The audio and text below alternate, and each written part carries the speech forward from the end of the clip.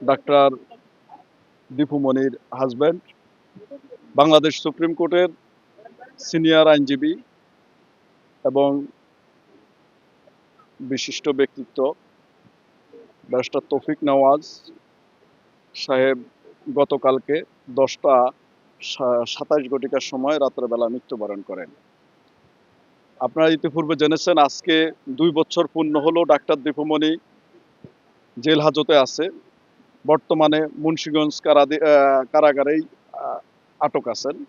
তো আমরা আসছি, ফেরলে মুক্তির উদ্দেশ্যে আসছি। তবে তার আগে আমরা কিভাবে পরবর্তী শিডিউলটা করব এবং ফেরলে মুক্তির সময় আমরা কখনকার জন্য বা কি শিডিউল করব, সেজন্য আমরা ডাক্তার দীপু মনির সাথে একটু সাক্ষাৎ করার জন্য আসছি।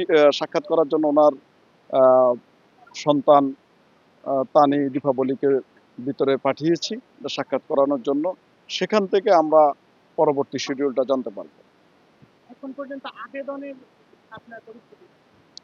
আবেদনের পরিস্থিতি, আমরা আবেদনের কাগজপত্র সঙ্গে নিয়ে এসেছি। আমরা ভিতর থেকে আমাদের ডাক্তার দীপু মনির যে পরামর্শ, সে পরামর্শ নিয়ে তারপরে আমরা ডিসি অফিস মুখে বা জেলা প্রশাসকের কার্যালয়ে গিয়ে আমরা আমাদের দরখাস্ত বা আবেদনপত্রটা আমরা দাখিল করব। আমার নাম গাজী ফয়সাল ইসলাম, অ্যাডভোকেট, বাংলাদেশ সুপ্রিম কোর্ট।